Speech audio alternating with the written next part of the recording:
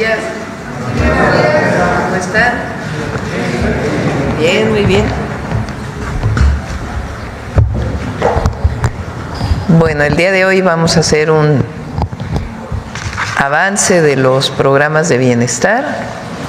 Está con nosotros Ariadna Montiel, secretaria de Bienestar. Marat Bolaño, secretario del Trabajo y Previsión Social. Carlos Torres, secretario técnico del Gabinete de la Presidencia y coordinador general de programas del bienestar. Pamela López Ruiz, que es directora general del programa La Escuela es Nuestra, que se está llevando a cabo justo en este momento. Y está con nosotros Iván Escalante, del Quiénes Quieren los Precios, y Diana Aurora para Humanismo Mexicano. Lunes, Humanismo Mexicano. Bueno, vamos primero con Iván, quién es quién, luego Ariadna, luego Marat, luego Pamela y cierra Carlos Torres. Adelante. Con permiso, presidente. Muy buenos días a todas y a todos. Iniciamos con el quién es quién en los precios, con nuestro seguimiento del precio de la canasta básica.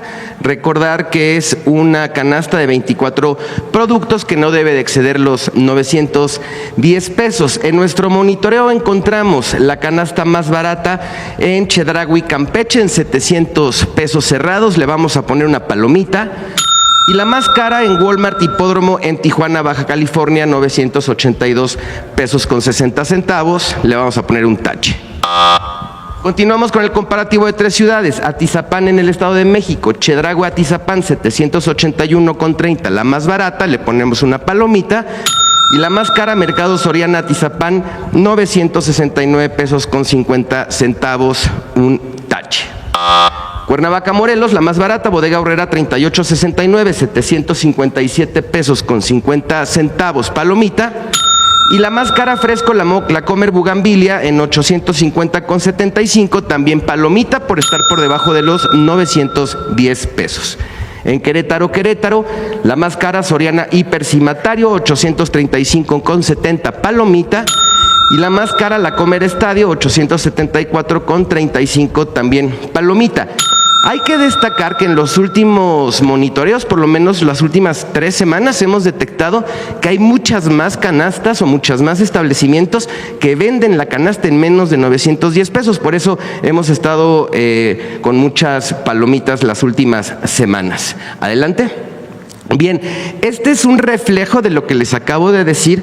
Tenemos una disminución de la primera renovación del PASIC que encabezó la presidenta Sheinbaum en noviembre a la fecha. Tenemos a nivel nacional una reducción del 3.81% del precio de la canasta a nivel nacional. Y aquí por cada una de las regiones, ¿cuánto ha disminuido el precio promedio? Esto englobando las canastas de todos los establecimientos.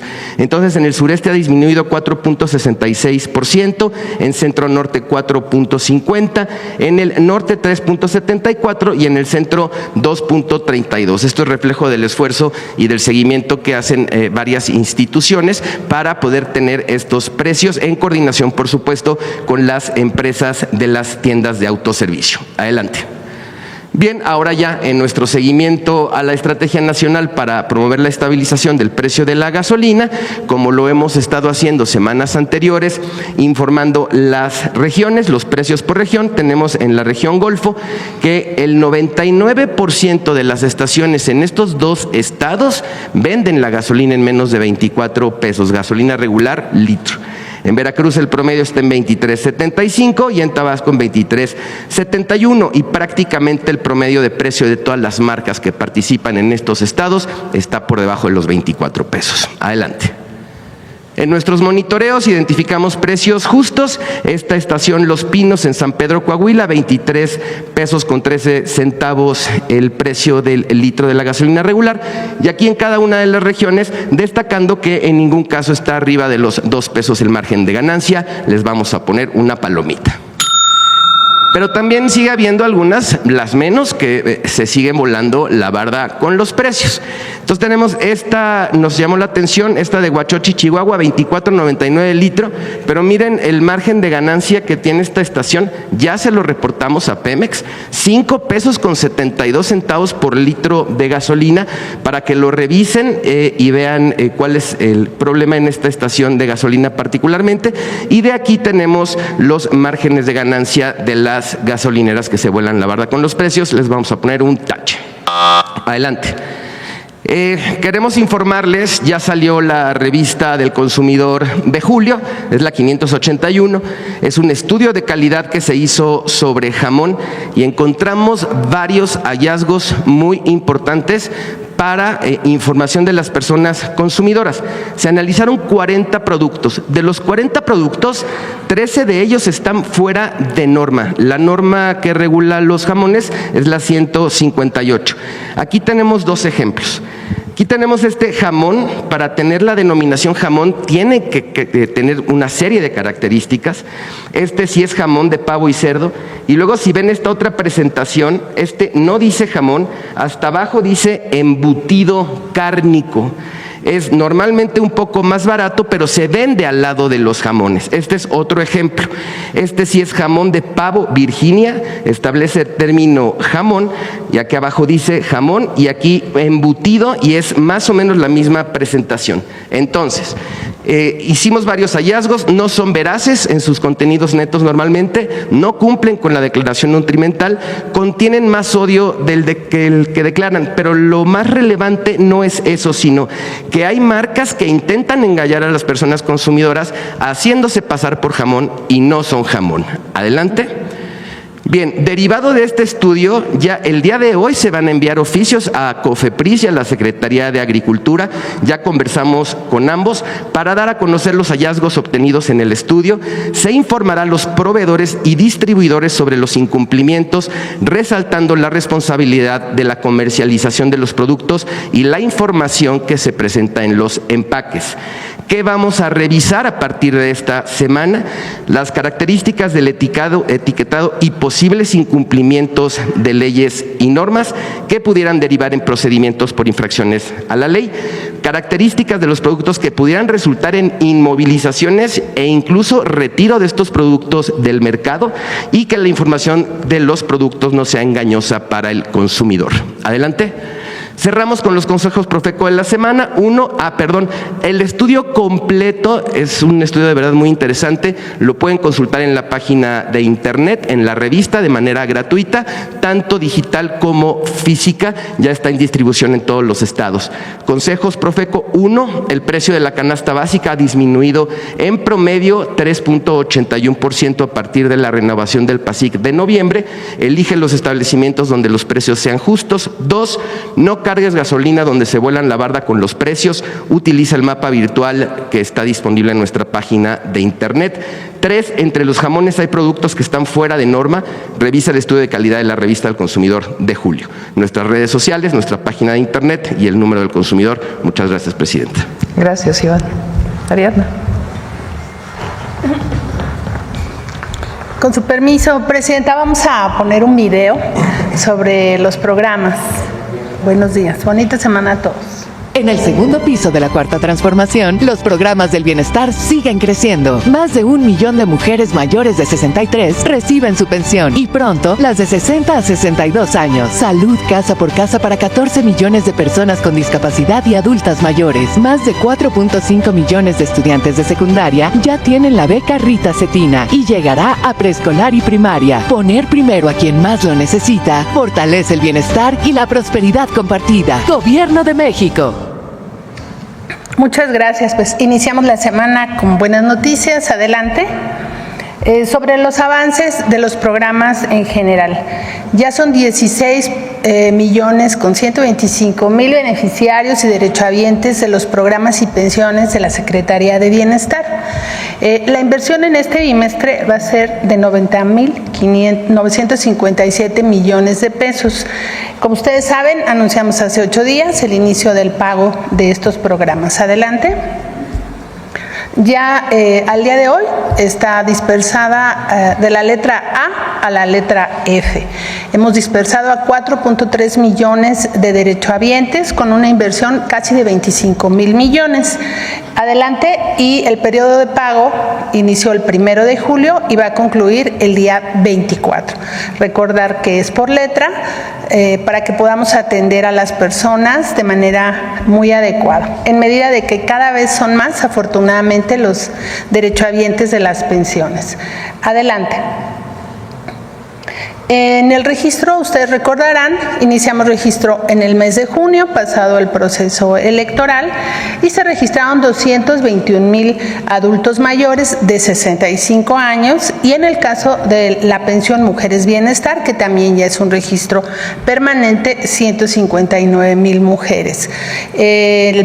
A partir del mes de agosto, durante el mes de agosto, se va a iniciar el registro de 60 a 63 años de las mujeres.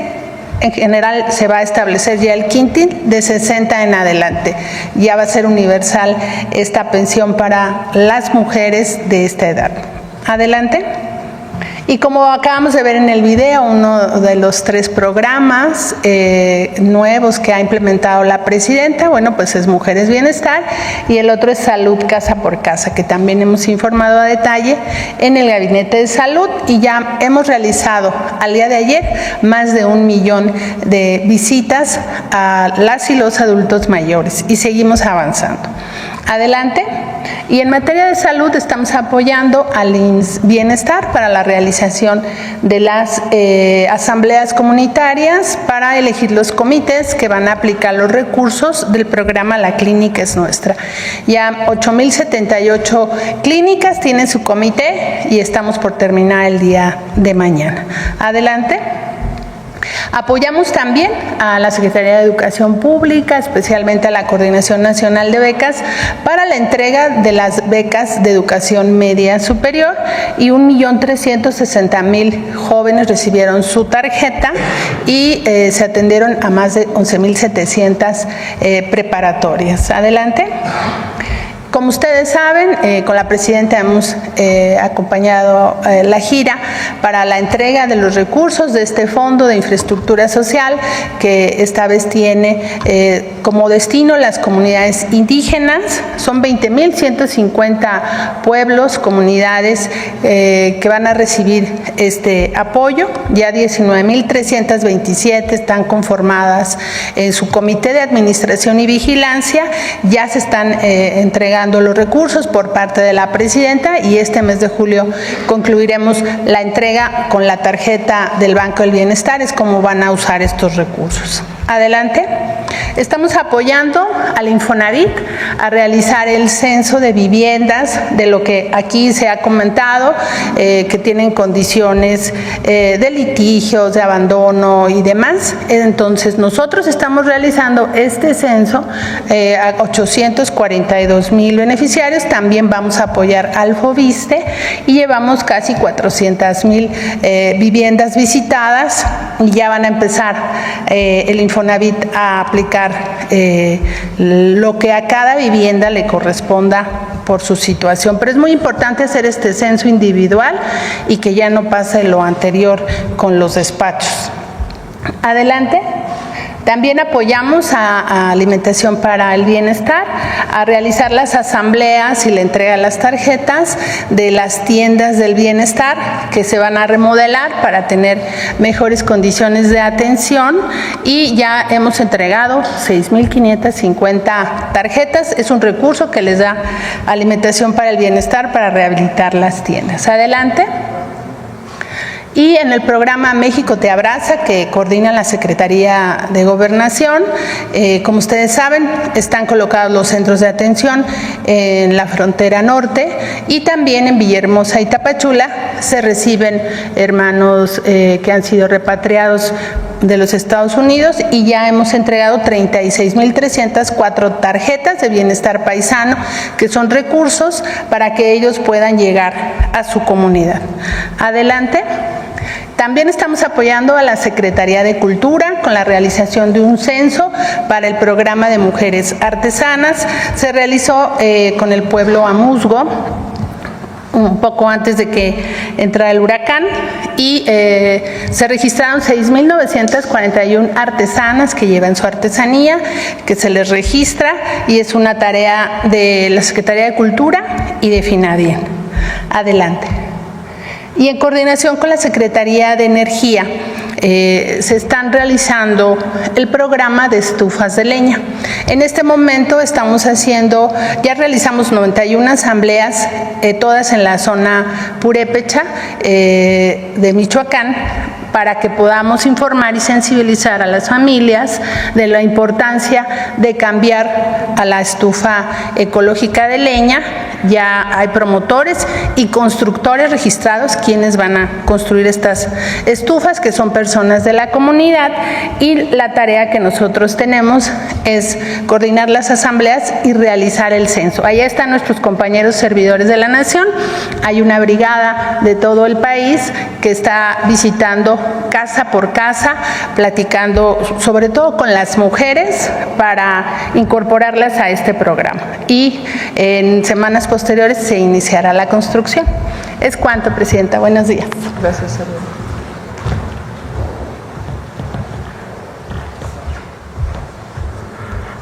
Muy buenos días a todas y todos. Con su permiso, Presidenta, me permito informar sobre el programa Jóvenes Construyendo el Futuro, programa del bienestar del Gobierno de México que atiende a jóvenes entre 18 y 29 años que no estudian ni trabajan, prioritariamente a aquellos que viven en los municipios, colonias, localidades con mayor índice de pobreza, de incidencia delictiva, buscando su incorporación en centros de trabajo para que puedan aprender a trabajar. El programa funciona a través de una articulación estratégica entre el Gobierno de México, los centros de trabajo, que son los talleres, los negocios, los comercios que participan en el programa como tutores, y la participación y compromiso de las y los jóvenes del país.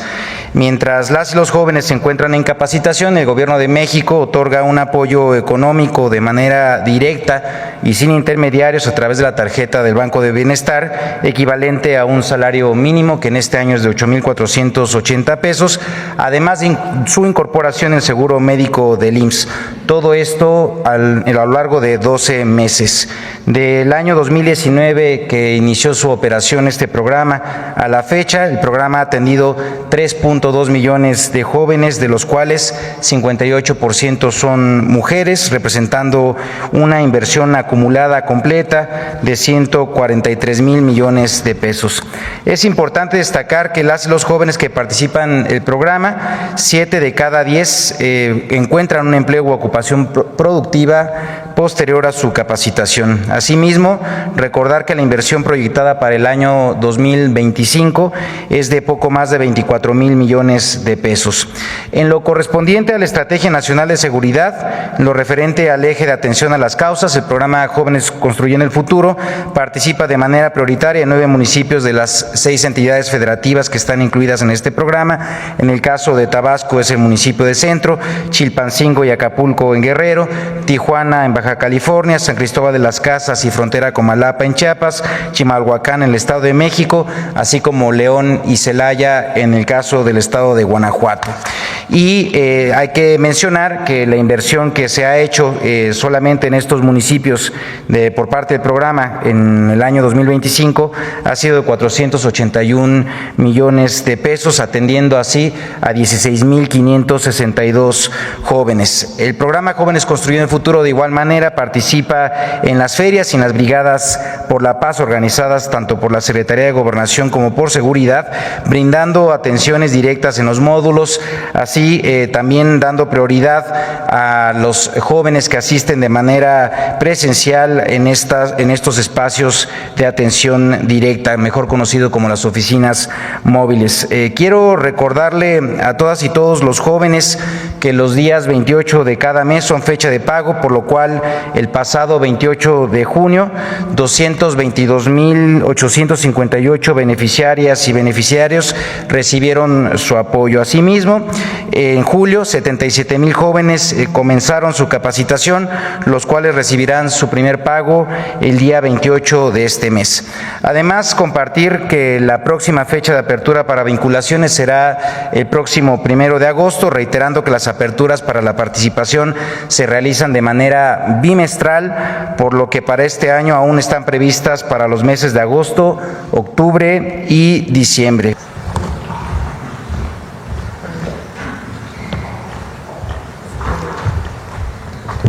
Muy buenos días a todas y todos. Con su permiso, Presidenta. Referente al programa La Escuela es Nuestra, reiterar que este programa consiste en otorgar apoyos económicos de manera directa a las escuelas a través de comités de madres, padres, maestras, maestros y estudiantes en el caso de educación media superior, quienes en conjunto evalúan las necesidades de sus escuelas y definen en qué acciones aplicar los recursos otorgados para el mejoramiento de sus instalaciones. En el presente año se asignaron 25,000 millones de pesos para el beneficio de aproximadamente 8.1 millones de estudiantes en la mejora de estos espacios educativos a través de los 70,006 comités escolares de administración participativa conformados en asamblea por las compañeras y compañeros servidores de la Nación. ¿Cómo hacemos llegar los recursos a las escuelas? A través de las tarjetas del Banco de Bienestar que se entregan a las tesoreras de los comités escolares y de la meta de entrega que tenemos de tarjetas proyectada a 63,891 escuelas públicas de educación básica. Se han entregado 63,349 tarjetas, de las cuales se depositarán los recursos destinados a cada escuela, que van desde los 200,000, 250,000 y 600,000 pesos. Con respecto al nivel medio superior, en atención al compromiso de la Presidenta de ampliar el programa La Escuela es Nuestra a este nivel educativo, proyectamos una meta de atención de 6,115 planteles públicos de modalidad escolarizada que realizaron su asamblea y de los cuales 6,068 ya cuentan con su tarjeta para recibir los recursos, que van, dependiendo de la matrícula, desde 600,000 pesos, 1 millón y 1,5 millones de pesos. Debido a las necesidades que los bachilleratos tienen, que es distinta con respecto de las escuelas de educación básica. Recordar que por primera vez este programa va a entrar en nivel medio superior y recibirán estos recursos, que representará la atención del 50% de los planteles de este nivel en todo el país, de manera que el otro 50% será atendido el año próximo para que todas reciban el apoyo. En la siguiente lámina, por favor. En cuanto al calendario programado, informamos que durante el pasado mes de junio, como comentaba la Presidenta, estuvimos operando, entregando las tarjetas, los medios de pago a los comités escolares, y de las 70,006 escuelas de este primer bloque de atención se les realizarán sus pagos en el presente mes de julio a las escuelas, con una inversión social de 22,245 millones de pesos, de manera que puedan aprovechar las vacaciones para poder ejecutar sus obras, identificar sus necesidades y prever la aplicación de sus recursos. Es importante destacar que en caso que decidan realizar obras mayores en las escuelas, es obligatorio contar con asesoría técnica para garantizar la seguridad de niñas, niños, jóvenes, maestras y maestros. Esta asesoría la pueden solicitar los comités con quien ellos decidan, no hay imposición de intermediarios, proveedores, personal técnico o constructoras. Respecto del presupuesto restante del programa, se iniciarán las convocatorias de asambleas en aproximadamente 6,000 escuelas adicionales, una vez concluyendo el periodo vacacional durante el mes de septiembre, y llevarán a cabo su incorporación al programa para avanzar en la incorporación al programa y garantizar la educación como un derecho de niñas, niños, jóvenes y, también maestras, maestros, por supuesto, a la educación en este país. Es cuanto, Presidenta. Gracias.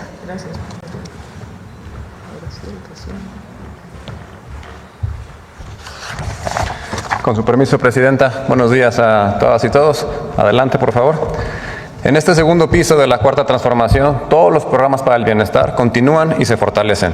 No solamente los que mis compañeros acaban de presentar, como podemos ver en la lámina, también estamos hablando de las becas para estudiantes de todos los niveles escolares, programas de apoyo al campo adscritos a la Secretaría de Agricultura, como es el caso de Producción para el Bienestar, entrega de fertilizantes gratuitos, precios de garantía y Bien Pesca. Y también el programa de mejoramiento de vivienda. En su conjunto, estos programas representan la columna vertebral de la política social del Gobierno de México, pues dignifican y transforman vidas. Adelante. Considerando que a partir de este año las mujeres de 60 a 62 años, como ya se mencionó, recibirán la pensión Mujeres Bienestar, tenemos una meta que asciende a 33 millones de derechohabientes. Actualmente el 82% de las familias del país reciben por lo menos un programa y esta cobertura continuará aumentando. Recordar que para este año contamos con una inversión histórica para todos los programas de 835,000 millones de pesos. Y cuando hablamos de inversión histórica, hablamos de justicia histórica. A la fecha hemos ejercido ya el 50% de este presupuesto, es decir, más de 400,000 millones de pesos. Y en la siguiente gráfica podemos ver cómo ha ido aumentando la inversión de los programas año con año a partir del 2019 hasta llegar a la cifra mencionada de 835,000 millones de pesos.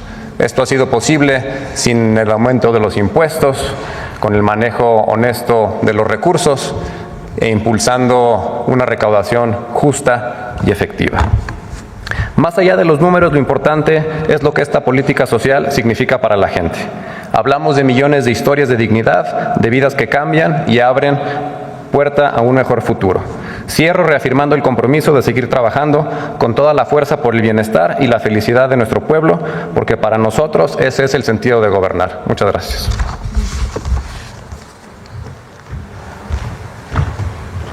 Bueno, pues como ven son 835,000 millones de pesos, casi 836,000 millones de pesos invertidos este año en programas de bienestar y atienden o llegan a más de 33 millones de personas. Casi el 82% de las familias de nuestro país reciben de manera directa, sin intermediarios, un programa de bienestar, de los cuales pues ya la mayoría son derechos establecidos en la Constitución de la República.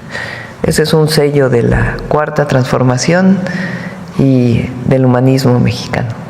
Bueno, vamos con las preguntas. Aquí. De este lado. No, acá, primero. Y luego ya. Buenos días, Presidenta. Joana Flores, de Grupo ASIR. Para 2026, ¿se mantendrán estos 835,000 millones de pesos? Vamos a llegar por lo menos a 100,000 millones de pesos más. O sea, será cercano a 1 billón de pesos. Es casi 3 puntos del PIB, casi. ¿Y beneficiarios serán más de 33? Serían más, porque este año estamos entrando a más familias, o estamos apoyando a más familias, porque va a aumentar, o vamos a cumplir con nuestro compromiso con las mujeres de 60, 61 y 62 años. Al cierre del año, todas las mujeres mexicanas de 60, 64 años recibirán pensión Mujeres Bienestar. Y el próximo año vamos a las niñas y niños de primaria. Y mencionaba ahorita la secretaria de Bienestar que llevan en el programa Salud Casa por Casa más de 1 millón de visitas. ¿El censo es distinto? Tengo entendido. El censo es distinto. ¿Cuánto llevas? Gracias. Sí, el censo lo realizan los servidores y servidoras de la Nación. Lo iniciamos el 1 de octubre a partir que la presidenta tomó protesta. Y a la fecha llevamos más de 9 millones de visitas. Continuamos con las visitas. De hecho, el fin de semana estuvimos ajustando toda nuestra estrategia para concluir el censo más tardar el 15 de agosto. Y preguntarle de las visitas, bueno, me entiendo que obviamente hay Secretaría de Salud está haciendo los diagnósticos, pero en este 1 millón de visitas que han realizado, no sé si ya han encontrado que había personas que no sabían que tenían ciertos padecimientos. ¿Qué porcentaje han encontrado de esta población? Sí, bueno, 3 cosas importantes de la visita. Primero, la historia clínica, que es muy importante. Todos van a tener la historia clínica y todos los 3 organismos de salud, IMSS, ISSSTE, IMSS Bienestar, van a tener acceso a esa información. Esto es importante porque algunas personas piensan que es acceder a salud casa por casa o optar por su seguridad social que ya tengan, y es complementario. Entonces vamos a atender de manera universal. Entonces la historia clínica es fundamental. Lo segundo es que hemos atendido situaciones de emergencia o urgencia que se requerían atender en el momento, que no podía esperar a ir a una consulta posterior, y nos han apoyado los organismos de salud, todo el sector salud, inclusive los institutos nacionales, para referir a las personas. Y lo otro es que hemos detectado a personas que no tenían un diagnóstico, principalmente de hipertensión. Esa es la mayor prevalencia de quienes no lo sabían y que con la visita se está detectando. E inmediatamente los enviamos también al centro de salud. Recordar que es el programa de atención preventiva y de primer nivel. Los mandamos al centro de salud más cercano a su domicilio, independientemente si tiene seguridad social o no la tengan. Se les envía para que inicien su atención médica ya en el centro de salud. Muchas gracias. Y, Presidenta, me gustaría preguntarle en otro tema sobre lo ocurrido este fin de semana en la Ciudad de México. El viernes hubo una protesta que pues terminó en hechos violentos en contra de la gentrificación.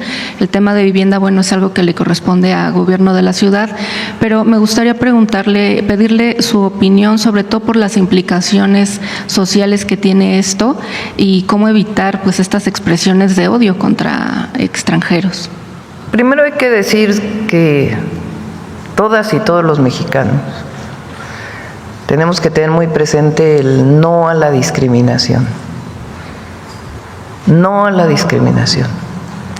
No al racismo, no al clasismo, no a la xenofobia, no al machismo, no a la discriminación. Todas y todos los seres humanos somos iguales y no podemos tratar a nadie como menos. Las muestras xenofóbicas de esa manifestación hay que condenarlas. No puede ser que por una demanda, por más legítima que sea, que es la gentrificación, la demanda sea fuera cualquier nacionalidad de nuestro país. México ha sido solidario, fraterno siempre. Recibimos en el siglo XX a los republicanos españoles, a personas del Cono Sur, de América del Sur, producto de los golpes de Estado. Hemos recibido a guatemaltecos que por violencia, por discriminación, han llegado a nuestro país. México es un país abierto al mundo y no es discriminatorio. Entonces no pueden justificarse las actitudes xenofóbicas. Eso para empezar. De igual manera lo que vimos que se hizo viral de esta mujer que con una discriminación, un clasismo, un racismo aberrante se dirigió a un policía de la Ciudad de México. Eso no puede existir en nuestro país y hay que señalarlo siempre. Entonces eso es lo primero. Ni xenofobia, ni racismo, ni clasismo, cero discriminación en nuestro país. Lo segundo es el tema de la gentrificación, que es en realidad un tema de especulación inmobiliaria, derivado principalmente de la renta de departamentos a través de plataformas digitales para turismo o para personas que vienen a vivir a México 3, 4, 5 meses. Fue un fenómeno que se dio después de la pandemia, los llamados nómadas digitales. Mucha gente que sigue trabajando a distancia de otros países del mundo, muchos de ellos estadounidenses, que vienen a México, porque México pues es un país maravilloso y la ciudad es una ciudad hermosísima donde mucha gente quiere vivir, y vienen a México a pasar un tiempo trabajando. Las personas que vienen a México tienen que respetar nuestra ley y de la misma manera no pueden tener ninguna actitud discriminatoria, menos ante un pueblo que les está abriendo los brazos. Y desde la ciudad, y vamos a apoyar en lo que haga falta con la SEDATU, buscar los mecanismos de regulación para que no se encarezca la vida en estos lugares. Porque en efecto, particularmente la Condesa, la Roma, pues ya hay mucha especulación inmobiliaria derivada de la renta de Airbnb y todas estas plataformas digitales que rentan espacios. Digo esta marca, pero hay muchas otras plataformas. Entonces, pues no puede ser el encarecimiento de la ciudad, y menos lo que se llama la gentrificación, que es expulsar a las personas que han vivido ahí por años y años, y que la carestía de la zona pues acaba por expulsarlos del lugar. Tiene que haber inclusión siempre. No es tolerancia, es inclusión. Nosotros somos una sociedad incluyente. Entonces, no a la xenofobia, no al racismo, no al clasismo, no a la discriminación, y trabajar con la Ciudad de México, acompañar a Clara Brugada, a todo su equipo, pues en buscar un mecanismo que permita que pues no se encarezca tanto el nivel de vida. Pero nosotros somos un país abierto al mundo, solidario, fraterno, así es nuestro pueblo y así hay que ser. Presidenta, en el caso de la mujer argentina que atacó atacó verbalmente al policía, ¿no siente deplorable, la verdad. Toda nuestra solidaridad al policía que recibió estos insultos. Entonces, no sabía que era argentina. Cualquier mujer, hombre, que quiera venir a vivir a la Ciudad de México o a cualquier lugar de nuestro país, tiene que respetarnos. De igual manera que nosotros debemos respetarlos. Pero estas actitudes que no solo se dan de una persona extranjera que vive en México, sino también lo vimos en muchas de las marchas el año pasado, de una actitud absolutamente discriminatoria, clasista y racista. No al racismo, no al clasismo, de cualquier mexicano o mexicana o cualquier persona que quiera venir a vivir a nuestro país. Presidenta, ¿y no siente un mal precedente el hecho de que no haya sanciones contra personas que están atacando a nuestros policías, que ustedes en la Ciudad de México? Sí, hay sanciones desde COPRED, en el caso de la Ciudad de México, CONAPRED o COPRED, y puede haber otro tipo de sanciones. La discriminación también es un delito penal. Y, Presidenta, en otro tema, el Pemex, en un reporte que envió a la Comisión de Bolsa y Valores de Estados Unidos, informó que paró labores de diciembre a febrero del 24 a este año. Preguntarle actualmente cuál es la ¿Paró labores en Dos Bocas, perdón, en la refinería? Recuerden que aquí en la mañanera lo mencionaba. Hubo un momento en que el crudo estaba contaminado con sal. Es normal, nada más que hay que hacer una serie de procedimientos de descontaminación del agua salina, y ahí hubo pues un proceso largo para poder hacer esta limpieza. Se requería todavía más equipo, apoyo, eso ya está listo, y la refinería está funcionando, valdría la pena. Voy a pedirle a la Secretaría de Energía, al director de Pemex, que los lleve, que hagan una visita todos allá a Paraíso Tabasco, a la refinería Olmeca, para que vean lo impresionante que son las instalaciones y que vean cómo está operando. Actualmente, entonces, Dos Bocas está operando. Tuvo un problema un día por un problema eléctrico hace unos días, como parte pues de los procesos, pero están funcionando ya los 2 trenes de refinación. ¿Y se sabe a qué capacidad, presidente, está? Sí, hasta hace un tiempo estaba casi en 200 millones de barriles. Y finalmente también en febrero pasado usted nos mencionaba que para julio estaría listo ya el tren AIFA, México-AIFA. Saber en qué proceso están, si ya están próximo a inaugurar. Hubo un problema ahí con varias comunidades, se está trabajando, entonces va avanzando, pero hay una parte en donde pues se está en diálogo con las comunidades para que no haya problema con el paso del tren en esa zona. Me reuní con ellos y con todo el equipo y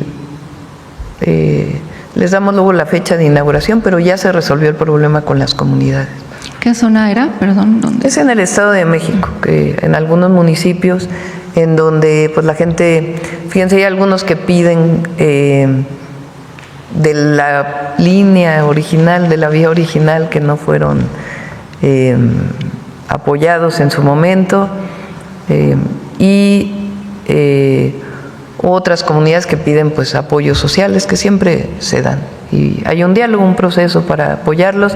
Hay otros que dicen que fueron dañadas sus viviendas.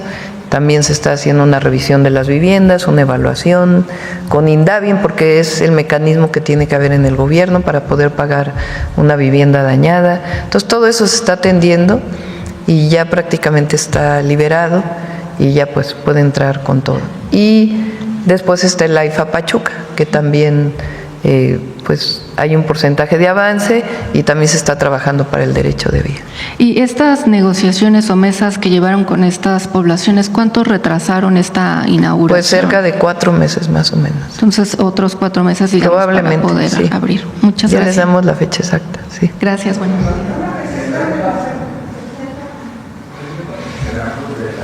A ver, vamos a ver. A ver acá, porque tú ibas a agarrar el micrófono. Luego ya vamos. Gracias, Presidenta. Juan Bautista de Voces del Periodista.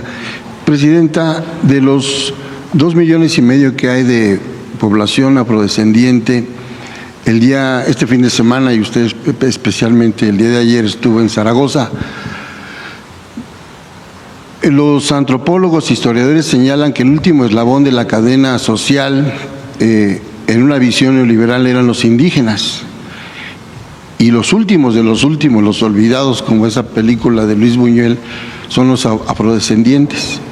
Usted ayer vistió las ropas de esa comunidad, participó de este rito de los 4 vientos, y yo percibí desde la transmisión, no estuve ahí, pero mis compañeros algunos sí, un gran entusiasmo, porque además en 163 años es la primera ocasión que una primer mandataria, una jefa de Estado visita y se funde con esa comunidad en representación de todas estas comunidades que están principalmente pues en las costas, en Chiapas, en Tabasco, en Veracruz, en Guerrero, y todavía alguna parte en Michoacán.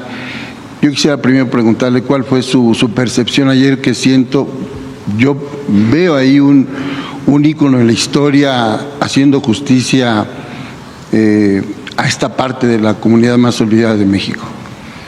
El programa, más que el programa, porque este no es un programa, sí, es un derecho derivado de la reforma constitucional del artículo 2, que reconoce a los pueblos, a las comunidades indígenas y afromexicanas como sujetos de derecho pleno, con derecho a su territorio y a recibir recursos públicos del presupuesto.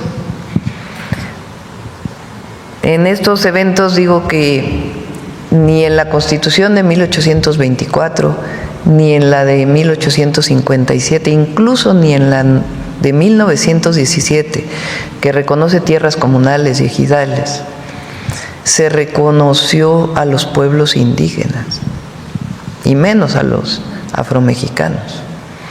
Es hasta ahora con la reforma constitucional que hay un reconocimiento pleno de todos sus derechos. Y derivado de ello, por primera vez en la historia, hay un presupuesto directo a las comunidades indígenas y afromexicanas. Normalmente el presupuesto se dividía en federal, estatal y municipal. Y lo demás pues eran pequeños apoyos que se daban a una u otra comunidad.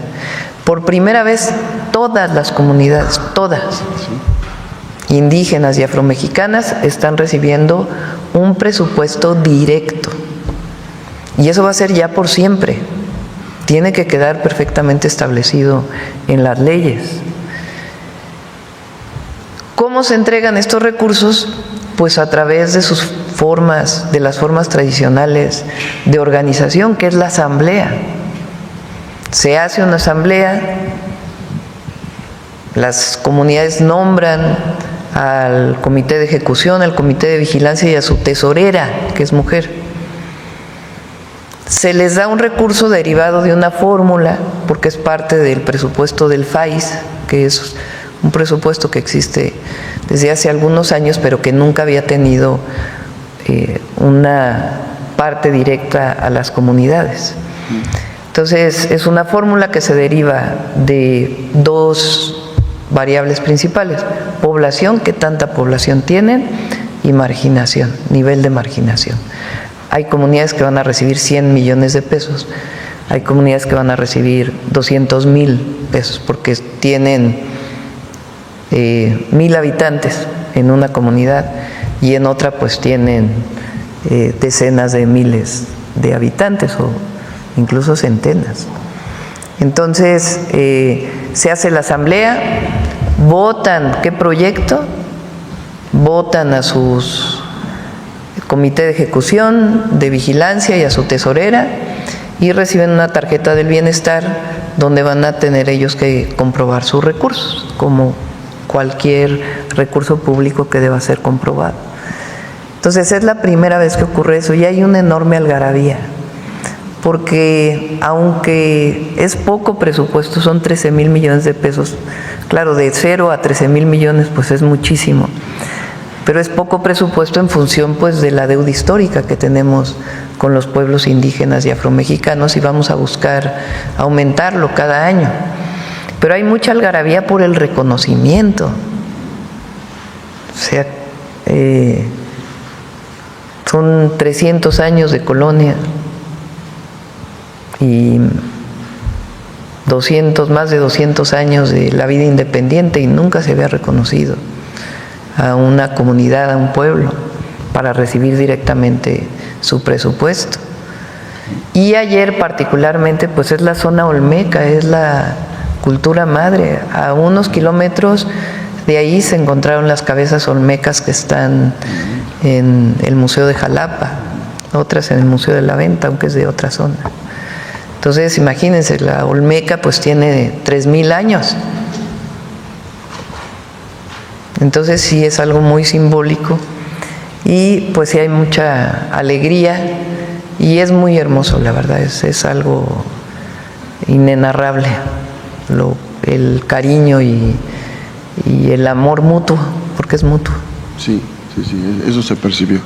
Solamente haría otra pregunta, Presidenta. El fin de semana, después de que se anunció la detención de Julio César Chávez Jr., en las redes sociales, en los programas de televisión, viernes, sábado, domingo y todavía hoy en la mañana, se está intentando construir una narrativa igual que el sexenio pasado, tomar ciertos cabos en el caso de este chico, que el mismo papá, Julio César Chávez, la gran leyenda, ha hecho pública su posición de respaldar a su hijo, incluso de llevarlo a atención médica y psiquiátrica. Con mucha valentía, como padre enfrentado a esa situación, pero pareciera que algunos personeros de medios tradicionales y medios comerciales tratan de ligar la historia del padre con el hijo, cuando son situaciones totalmente distintas, e intentan ligar el tema del narcotráfico con apoyos a la Cuarta Transformación. Entonces se está construyendo una narrativa y yo quería preguntarle sobre eso, Presidenta. Pero ya tiene tiempo, ¿no? Sí. No es nuevo. Sí.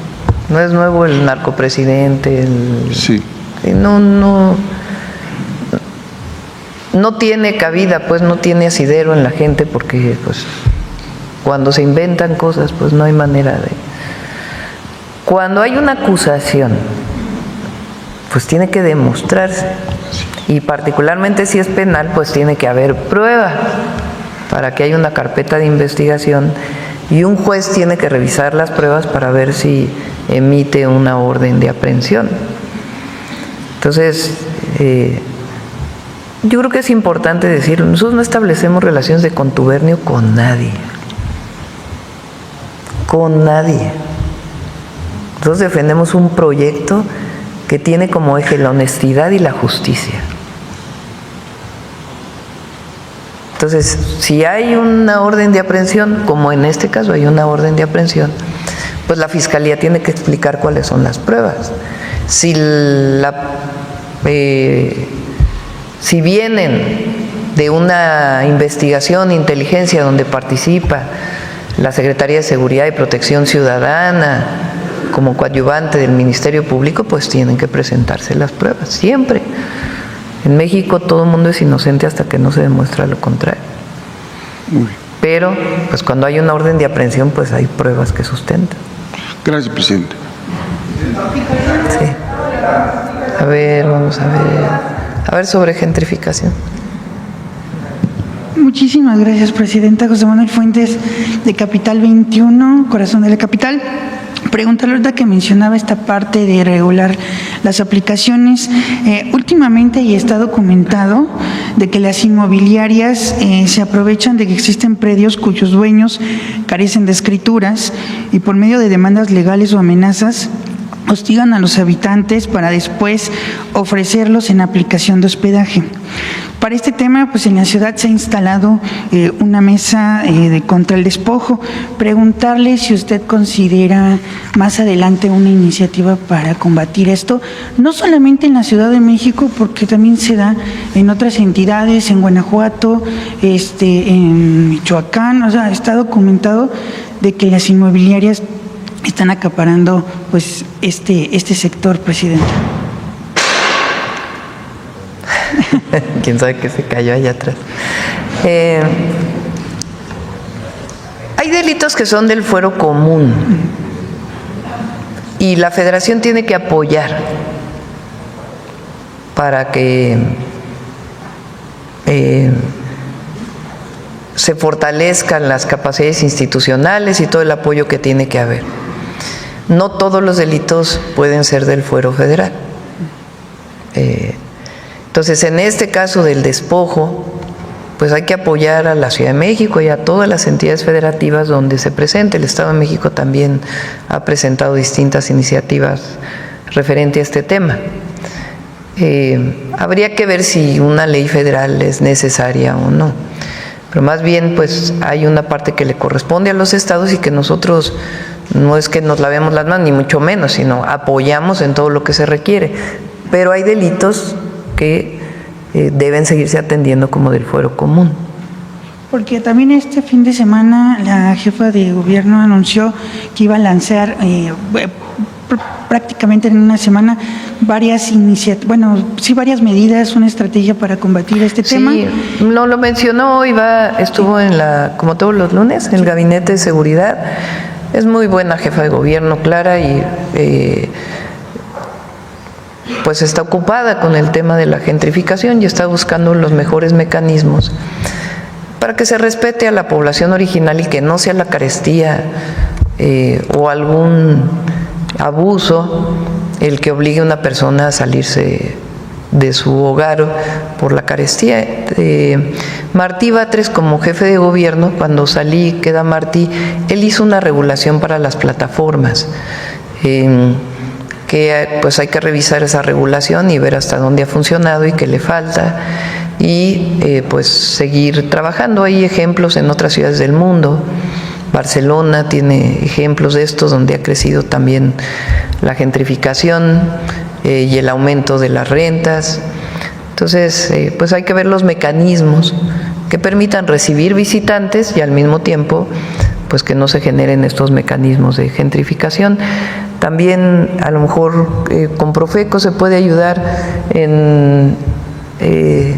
cuando estaba en la jefatura de gobierno se hizo un programa para revisar que se cumplan las normas de los restaurantes, porque también son los restaurantes de ciertas zonas de la ciudad o de zonas muy turísticas en México, pues tienen precios elevadísimos.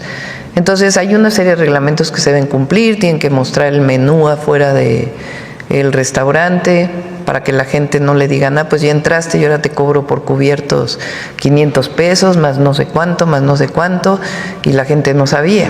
Entonces tienen que haber información para saber realmente cuánto cuesta y también pues que no haya estos precios elevadísimos en restaurantes de estas zonas, ¿no? También Profeco puede seguir ayudando en este proceso.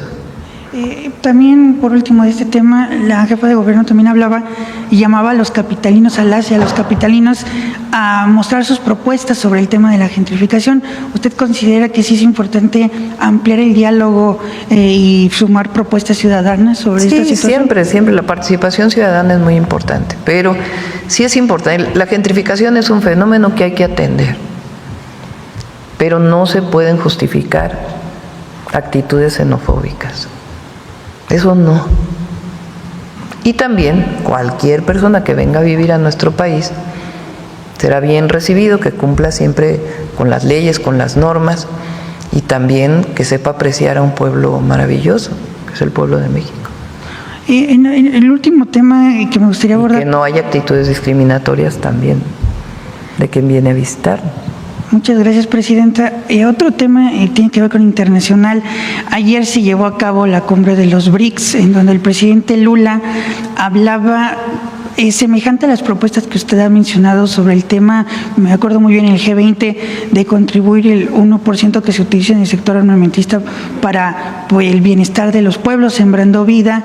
Lula hablaba también del tema de que de por qué se aumentó el 5% del Producto Interno Bruto en la organización de la OTAN. Hizo también críticas de estos conflictos que hay en el mundo. Preguntarle si tiene información de cómo le fue al canciller en la dependencia. La Secretaría de Relaciones Exteriores informó que se estaba también hablando de su propuesta, otra propuesta que usted tiene sobre este foro del desarrollo económico.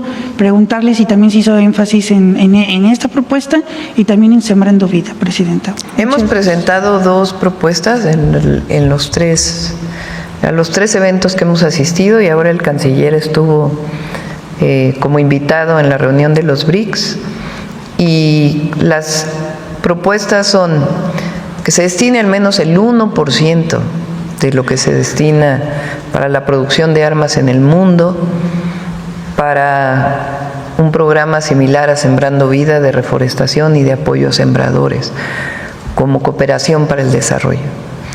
Y la otra es la celebración de una cumbre del desarrollo económico para el bienestar.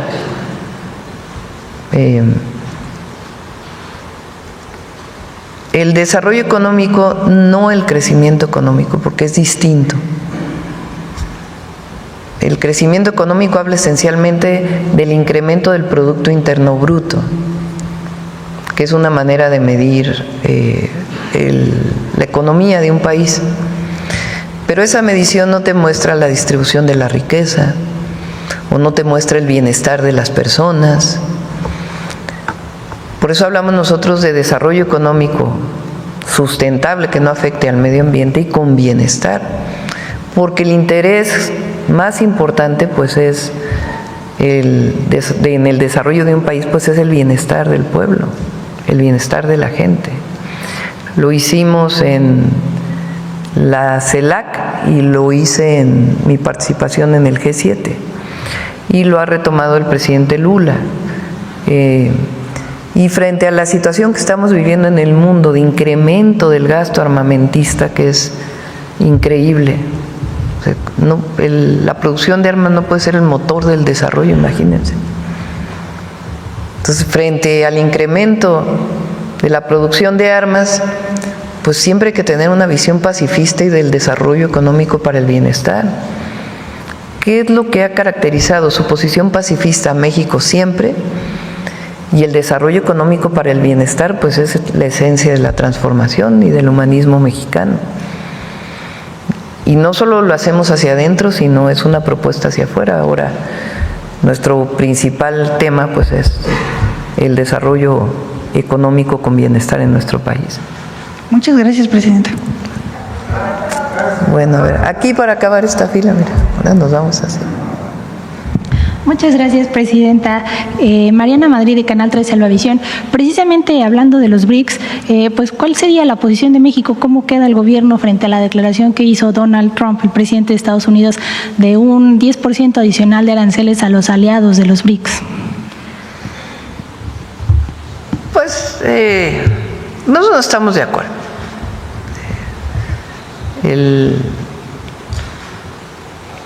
La relación entre los países debe ser de cooperación para el desarrollo siempre. Esa es nuestra posición y además es una posición no solo por convicción, sino que está establecida en nuestra Constitución. Esa debe ser siempre la posición de cualquier presidente o presidenta de México.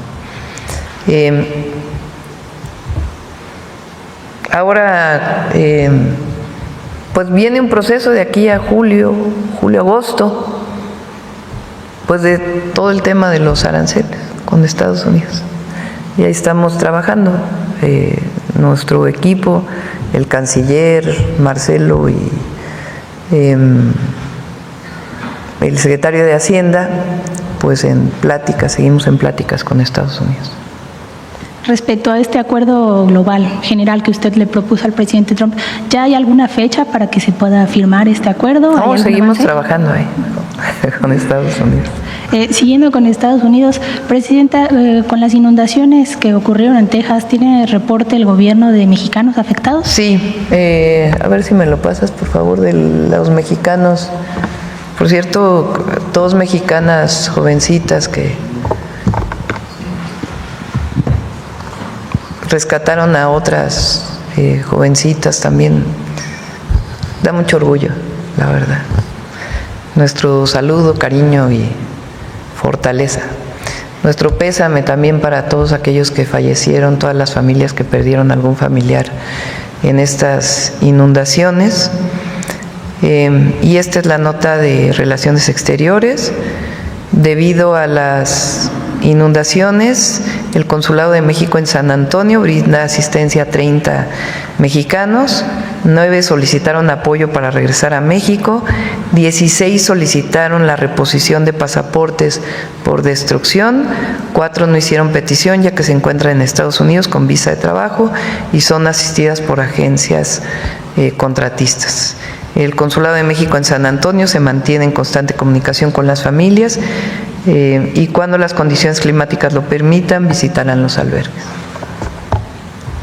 Muchas gracias, Presidenta. En otro tema, ¿qué opinión le merecen los señalamientos recientes contra el expresidente Peña Nieto y la supuesta contratación de este sistema de espionaje Pegasus? Pues sí, estuvo medio tremendo, ¿no?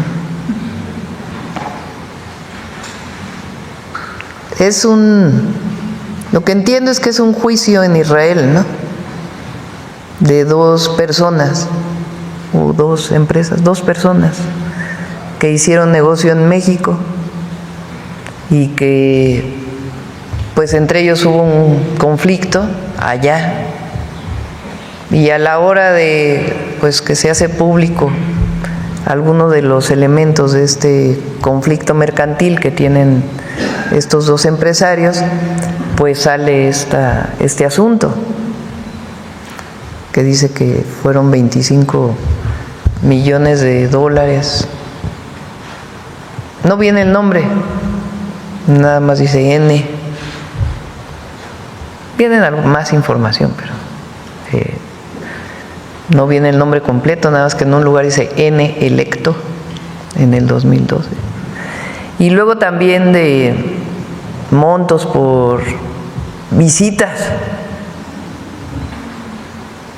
Pero bueno, ya el expresidente Peña Nieto dijo que no es así. Entonces, bueno, pues ahí está el tema.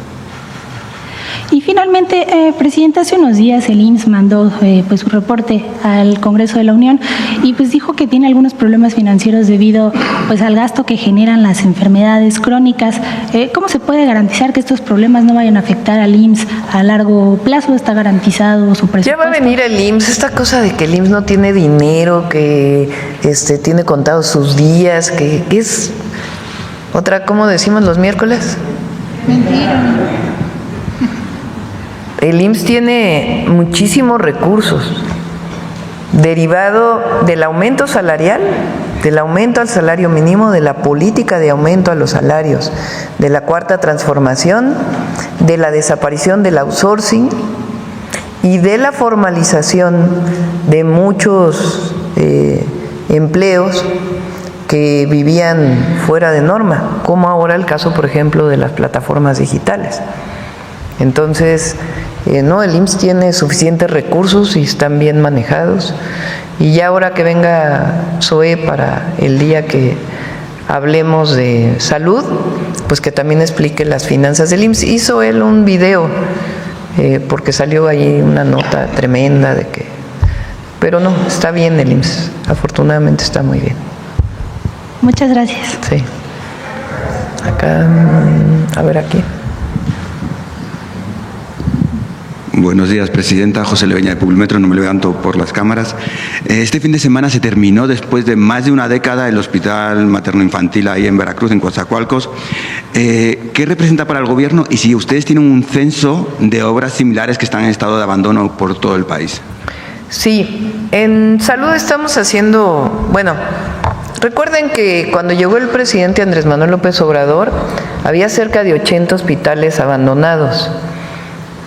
Ahora estamos encontrando por ahí algunos otros. Por ejemplo, en Misantla, en Veracruz, hay un hospital ahí abandonado. Eran 80 por el Seguro Popular o por las famosas asociaciones público-privadas.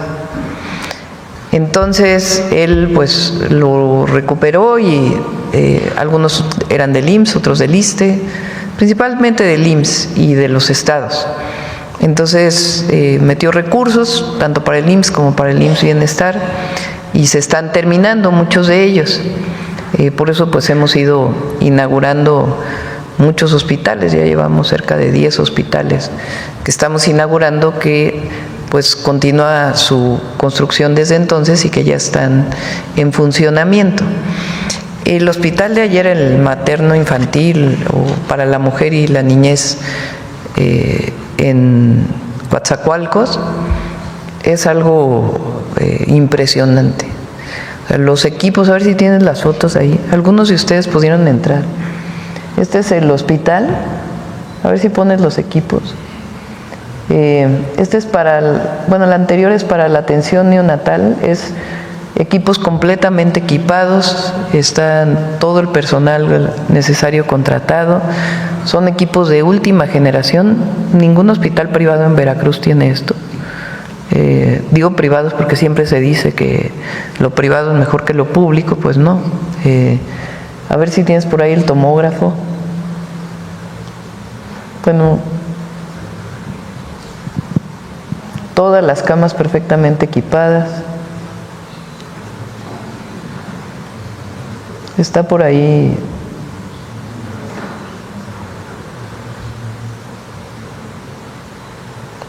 Hay una fotografía ahí del tomógrafo, a ver si lo puedes pasar. Están súper equipados, igual que las torres de cardiología y cancerología para atención a niños que visitamos en Puebla. Todos están muy bien equipados, pero particularmente el equipamiento de estos hospitales es algo impresionante. Por eso dije ayer, porque es de las zonas más pobres de la zona sur de Veracruz, tiene muchísimas comunidades indígenas con carencias todavía, y la atención hospitalaria para la mujer y la niñez pues va a ser algo extraordinario. Entonces estamos inaugurando los hospitales que venían de las obras que dejó el presidente López Obrador, y estamos planteando 2 o 3 ejes. Uno, que no haya quirófano que no funcione en México, que todos los quirófanos tengan todo el equipamiento y todo. Ahí está el tomógrafo. Son todos de última generación. Entonces, que ningún quirófano, hay quirófanos en México que tenían, desde que se inauguró el hospital hace 20 años, sin funcionar. Porque les faltaba algo, con la prisa de la inauguración lo inauguraron y nunca funcionó, porque ya después no compraron el equipo que se tenía que comprar. Se avanzó mucho. Recuerden además que con la pandemia, pues muchos de estos hospitales durante 2 años atendieron una sola enfermedad. Entonces, el COVID. Entonces, ahora es que todos los quirófanos tengan todo lo necesario para pues adelantar todo el rezago que viene desde el COVID en cirugías. Imagínense, 2 años sin operar prácticamente, pues evidentemente pues hay un rezago que se va avanzando, pero todavía se requiere cubrir de todas las instituciones públicas. Entonces, todos los quirófanos, todo el equipo, el fortalecimiento del IMSS Bienestar como institución y también nuevos centros de salud ampliados, que son centros de salud que tienen algunas camas para hospitalización y para atención de algo de traumatología y algo de partos no riesgosos, y nuevos hospitales también, principalmente el IMSS. Dentro de este tema, ayer hacía referencia a las constituciones mexicanas de 1824, 1857 y 1917. Sobre el reconocimiento o la falta de reconocimiento de los pueblos originarios, afromexicanos, etc. Sin embargo, en la Ciudad de México, el Zócalo sigue llamándose Plaza de la Constitución en referencia a la Constitución española de 1812. No sé si han pensado, junto con la jefa de gobierno, cambiar la denominación o la referencia del Zócalo a una Constitución mexicana, sobre todo por el tema del... ¿La Constitución de la Ciudad de México? No, es la Constitución de 1812. Hay una placa en el antiguo Palacio del Ayuntamiento que hace referencia a la Constitución aprobada en las Cortes de Cádiz en 1812. Sí, bueno, puede ser. Aprovechando el 7º centenario de la fundación de la ciudad. Sí, puede ser. El 26 de julio vamos a hacer esta celebración tan importante de México Tenochtitlan. ¿Y se podría considerar ese cambio de nombre? Pues, ¿a la ciudad? No, a la Plata. Sí, pues lo platicaremos con la jefa de gobierno. Por otro lado, se están desarrollando, aprovechando que está el secretario de Trabajo, unos foros para hablar con empresarios sobre la implantación de la semana laboral de 40 horas. Recientemente estuvo en Nuevo León y el gobernador Samuel García habló de incentivos fiscales para ir aplicando paulatinamente la semana laboral de 40 horas. Me gustaría saber si desde el gobierno federal se podría plantear estos incentivos fiscales en todo el país y si en los polos de desarrollo se podría aplicar como programas piloto. No, a ver, la semana de 40 horas se está discutiendo apenas. Son los foros y ya planteamos que es algo paulatino. Y la idea es que todo el mundo esté de acuerdo, no que se tengan que aplicar incentivos fiscales por la semana de 40 horas, pues eso no tendría sentido. Más bien, pues que todos estemos de acuerdo en cuál es el proceso para llegar a la semana laboral de 40 horas, qué sectores, cómo aplicarlo y muchas otras ideas que se están generando en los foros. En los polos de bienestar hay incentivos ya muy establecidos, pero no tienen que ver con la semana laboral. Y ya por último, aprovechando que está el procurador, si en todas estas inspecciones que se están realizando a las gasolineras en el país, también se está haciendo revisión a los servicios sanitarios que hay en estas gasolineras, puesto que hay muchos que están en situación precaria, no cumplen con criterios de calidad, incluso cobran por acceder a los baños, también en estaciones en áreas de servicio de las autopistas, para saber si están realizando este tipo de inspecciones. Y gracias. Sí, muchas gracias. En las gasolineras nosotros priorizamos la revisión de los instrumentos para verificar que volumétricamente cumplan con vender nosotros lo que es litros completos. A partir de ahí también analizamos algunas actividades comerciales en torno al establecimiento. Incluso las propias tiendas de conveniencia que están cerca de ellas. Y lo que ahí hacemos es emitir ciertas recomendaciones porque efectivamente si se cobra, pues se tiene que dar un servicio de calidad. Se hacen de manera tangencial o paralela, pero lo que más hacemos ahorita en estos procedimientos que estamos haciendo y más en la estrategia que tenemos coordinada con otras instancias, ASEA, Secretaría de Energía, Pemex, etcétera, es revisar que todos los permisos y que todos los dispensarios estén registrados, no tengan todos sus números de serie que concuerden con los elementos que están dentro de los dispensarios y que se despachen litros completos. Muchas gracias, presidente. Atrás.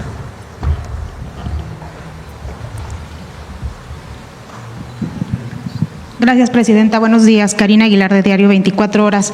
Presidenta, preguntarle sobre este fin de semana nos enteramos de la muerte de al menos 5 niños, entre ellas 3 niñas en Sonora. ¿Se puede hablar, Presidenta? Hay organizaciones civiles que hablan de un incremento hacia la violencia infantil. ¿Están ustedes revisando este tema? ¿Usted podría hablar de un incremento hacia este tipo de violencias? Hoy lo pregunté en el gabinete. Vamos a hacer una revisión con las cifras. El caso de Sonora, hay un detenido, es el padre, el esposo, pues, el padre de la pareja de las menores y de la mujer. Y bueno, lo está investigando la Fiscalía de Sonora. Y vamos a revisar, siempre vamos a condenar pues cualquier feminicidio y obviamente violencia contra niñas y niños. Pero no tenemos, el gabinete no ha reconocido pues que sea que esté en los números hasta ahora, pero les pedí que lo revisaran para saber realmente si ha aumentado o no la violencia intrafamiliar y al mismo tiempo la muerte violenta de la infancia en nuestro país. En este sentido, los criminales se sienten impunes, eso es lo que les llama a cometer todos los delitos. Hay un porcentaje mayor al 90% de impunidad en el país. ¿Qué hacer para combatir este tema? Pues justamente es la estrategia. Sí. ¿Hay alguna meta de su gobierno para disminuir esta? Sí, no es una meta con porcentaje, sino una disminución fundamental de la impunidad en México. Por eso llamamos cero impunidad. Por eso el fortalecimiento de la inteligencia y la investigación es tan importante. Esta idea de que vamos a perseguir y a vigilar a los ciudadanos, pues obviamente es falsa y es mentira. Pero sí tenemos que fortalecer las capacidades del Estado mexicano para garantizar las carpetas de investigación y obviamente del sistema de justicia de nuestro país, que no libere a delincuentes. Pero en el marco del sistema penal acusatorio que tenemos en México, pues tenemos que fortalecer por el número de homicidios y delitos de alto impacto que tenemos en el país, pues las capacidades para poder detener delincuentes en el marco de la ley y en el marco del derecho y de los derechos humanos. Por eso es la fortaleza, por eso estamos fortaleciendo el Sistema Nacional de Inteligencia e Investigación, respetando al ciudadano, pero tenemos que garantizar que las carpetas de investigación tengan las pruebas suficientes para poder hacer detenciones.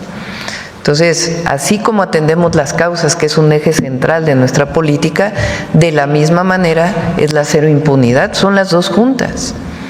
Entonces, eso tiene que ver con las capacidades estatales y federales para coadyuvar con el Ministerio Público, con las fiscalías y con el Poder Judicial.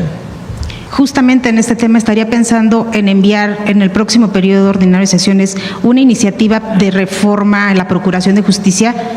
No lo estamos pensando como tal, estamos revisando qué tiene que modificarse de fiscalía sin tocar la autonomía y otros temas. Mañana vamos a presentar una iniciativa para el tema de la extorsión. Ayer se presentó la Estrategia Nacional Antiextorsión. Es un esfuerzo que lleva muchos meses trabajándose. Mañana lo vamos a reforzar y también vamos a enviar iniciativas importantes para atender el tema de la extorsión. No me adelanto porque ya se los platicamos mañana, pero es el delito que está creciendo, el que no hemos podido disminuir.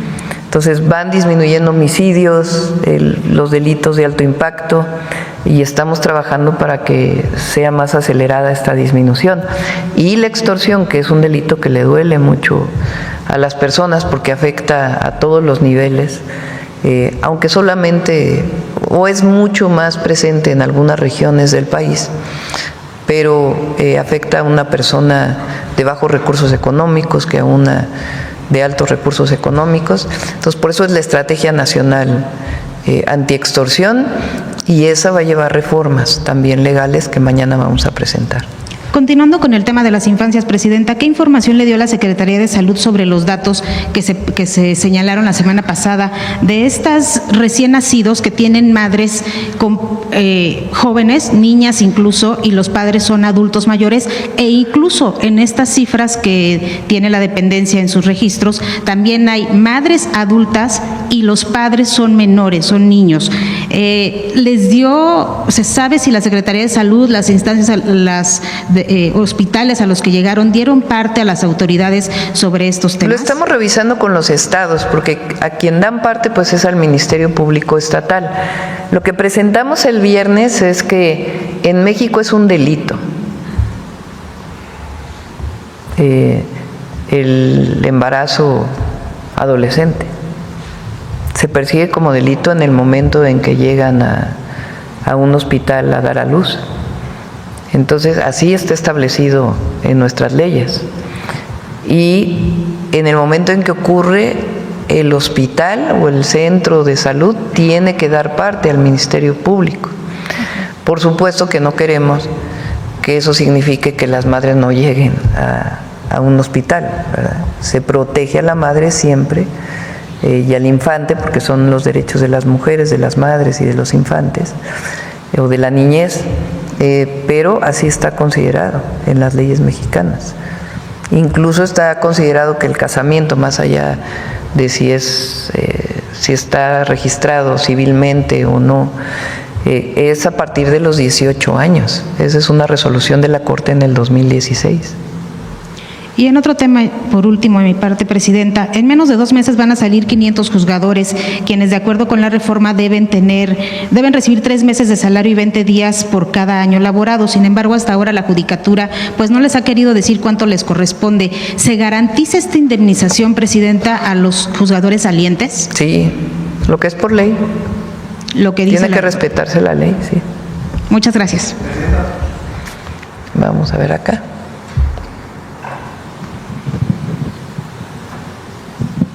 Voy sentada aquí, Presidenta, para no interrumpir. Buenos días, Sandra Aguilar, de Grupo Informativo.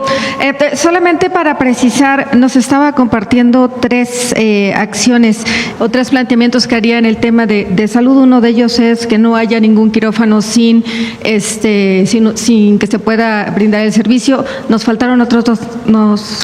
Me quedé. Que no haya ningún quirófano sin servicio. El equipamiento, porque hay equipo que no tiene que ver con los quirófanos, y el tercero, el equipo médico, o sea, que tengan todos los médicos especialistas, y luego ya pues nuevos centros de salud o hospitales. Entonces, número 1, quirófanos con su equipo médico. 2, el equipamiento del hospital, que no haya ninguna cama que no tenga pues su equipo si lo necesita, y el tercero es el personal médico o el personal de salud. Sí, gracias, Presidenta. Tuvimos la oportunidad de acompañarla en la gira de Tamaulipas este inicio de fin de semana. Imposible, pues, no compartir todo lo que vemos en un evento, en otro, su llegada a la gente, pues las mujeres, los niños, que a pesar de las temperaturas estaban ahí por su propio pie. Tener a Tamaulipas y a México cerca de su corazón fueron palabras del gobernador Américo Villarreal Anaya, y sabemos y entendemos que todo este tema de salud, todo este tema de los programas sociales, este rescate de este nuevo hospital del IMSS Bienestar en Ciudad Madero no podría ser posible tampoco sin la coordinación de precisamente un pilar importante, el delegado de Tamaulipas, Luis Lauro Reyes Rodríguez. En ese sentido, Presidenta, pues al ver obviamente a todo el personal, a todos los involucrados, después de esta supervisión, después de estas buenas noticias, los tamaulipecos quieren que regrese porque usted lleva buenas noticias cada vez. Hay que inaugurar la NAMA ya a Nuevo Laredo, ya está lista. ¿Para cuándo su visita? Pues todavía no tenemos exactamente la fecha, pero ya tengo reunión con Rafael Marín para acordar, pues ya está lista ya la obra civil, ya todo está terminado, el equipamiento, todo, ya es el personal que se va a ir para allá. Finalmente, el mensaje que envía a los tamaulipecos después de todo lo que vivió y palpó, y bueno, pues se vive un ambiente muy distinto en Tamaulipas con Américo, la verdad. Ya ni mencionamos el pasado. pero se vive un ambiente distinto y tiene que ver con la cercanía de su gobierno con la gente. Se está trabajando bien, vamos a apoyar a Tamaulipas en obras de agua, en infraestructura carretera, el tren México-Nuevo Laredo, y en algunas otras obras. Ahora otra vez subió un poco el río en algunas zonas, y se está atendiendo también ahí. Laura creo que sigue allá en Tamaulipas, la coordinadora de... ¿Llegarán a los censos de las viviendas o solamente no fue gran el daño? En este caso el gobernador, quedamos con él que él lo iba a atender y que si era necesario nos iba a buscar. Ok, Presidenta. Compartirle también en el tema, bueno, aprovechar que está el secretario del Trabajo, ha iniciado el 1 de julio precisamente este programa piloto de las plataformas digitales, saber cuáles son los avances que se tienen, sé que son muy pocos días. Va muy bien, con excepción de una plataforma, lo voy a decir. Didi no ha querido registrar a sus trabajadores y trabajadoras, y tiene que hacerlo porque ya es ley. Pero de todos los demás, ¿cuánto es el total? A ver, platícales.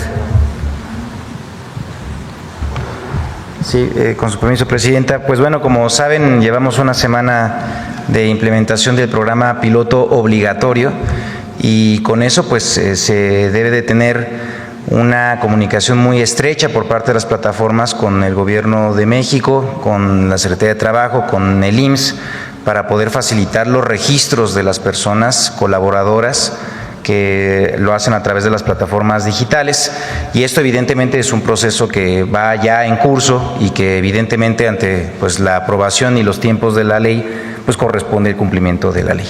Entonces vamos muy bien, hay que reconocerlo, hay muchas plataformas que han avanzado muy bien. Nuestro especial reconocimiento, por ejemplo, a Rappi, a Uber, a Amazon, Mercado Libre, entre otras que van todavía avanzando. Y bueno, pues vamos a ver conforme vaya avanzando el mes, pues cuáles son los registros que tenemos finalmente. Recordemos que son 2 pisos o 2 niveles de cobertura. Por una parte, independientemente del ingreso que genere un trabajador en plataformas digitales, está cubierto por el caso de accidentes de trabajo, que como saben pues es una actividad que al recurrir al traslado, al transporte a través de bicicletas, de motos, de vehículos, pues se puede tener evidentemente un riesgo importante en el trabajo, y ahora se va a dar esa cobertura en caso de que exista un accidente a través del Seguro Social. Y el segundo beneficio es para las y los trabajadores que pues en resguardo de su tiempo, que deciden cuántas horas se conectan, cuántos días se conectan, logren un ingreso de un salario mínimo en un mes, ellos tienen todos los derechos completos de la seguridad social que corresponden no solamente a la atención médica, sino también a pensiones, a guarderías, en realidad a todos los efectos que corresponden a la seguridad social. Entonces vamos avanzando muy bien, estamos hablando ahora que tenemos cerca de 300,000 registros de personas trabajadoras, esto se irá actualizando conforme vayamos avanzando, y pues lo que hacemos pues es una cordial invitación a quienes todavía hagan falta de poder hacer los registros de las personas colaboradoras, que lo hagan, y lo que queremos con ello pues es cumplir con el compromiso que se estableció con el pueblo de México, con los trabajadores de plataformas, de que puedan contar con el reconocimiento de sus derechos plenos en el ámbito de la colaboración de su trabajo, ser reconocidas como trabajadoras y trabajadores de plataformas digitales. No puede estar excluido los derechos laborales de la innovación tecnológica, y yo creo que este es un paso histórico que hemos dado evidentemente en avance de una visión humanista sobre las relaciones laborales. Gracias, Presidenta. Una última pregunta. Sabemos del trabajo que se ha realizado precisamente en las aduanas, sabemos del acercamiento inclusive que usted ha tenido directamente con los titulares de las mismas, ante algunas denuncias que han presentado inclusive trabajadores de las mismas. Sí es cierto, y en efecto hay un antes y un después. Usted tendrá tal vez el dato precisamente de la remoción de uno de los titulares, pues según denuncian los trabajadores, no querer acatar las nuevas reglas e instrucciones a cargo del general Ernesto Alejandro Alejandro Vadillo, quien es el director y supervisor de estas aduanas. A través, insisto, de estas denuncias que han realizado, pues bueno, también denunciaron a don René Díaz, preguntarle, Presidenta, ¿cuáles son las medidas que continuarán realizando para que este tipo de actos de corrupción que existía al interior precisamente de las aduanas no se repitan, ahora que se está viendo cambio, insisto, un antes y un después? El mejor indicador es la recaudación de cada aduana. Obviamente se analiza con el número de pedimentos, o sea, cuántos productos o paquetes han entrado o contenedores, dependiendo de la aduana, y el valor de cada contenedor. Por ejemplo, si aumenta el número de pedimentos, o sea, el número de productos que pasan o contenedores, y aumenta el valor, pues tiene que aumentar la recaudación, ¿no? Entonces, si esas dos no aumentan y disminuye la recaudación, pues algo no está bien. No necesariamente es corrupción, pero a lo mejor no se está vigilando lo suficiente, en fin. Entonces, todo eso se revisa cada semana. Yo los veo cada mes, pero hay un equipo de trabajo en donde incluso está la Secretaría de Seguridad y Protección Ciudadana, que está revisando permanentemente para ver pues que realmente estén entrando los recursos al erario público, que es lo más importante. Y viene, como anunciamos, una modificación a la ley de aduanas, porque el Estado, así como hay notarios en donde se descansa una función del Estado, también los agentes aduanales son privados a los que se les da la atribución de una función del Estado mexicano. Y los agentes pues tienen que operar también adecuadamente. Entonces, pues vienen más responsabilidades en todo el proceso para todos los que forman parte de las aduanas. Los recintos fiscales también, que es otro tema que tiene que ver pues con importación, exportación, todo tiene que pues estar en orden. Bueno, creo que ya, a ver, vamos. No, ya preguntaron muchos están levantando la mano. Ya. A ver, vamos aquí en la esquina y luego atrás. Vamos dos más, rápido para. Gracias, Presidenta. Citlali Guerrero. Mañana te doy la palabra.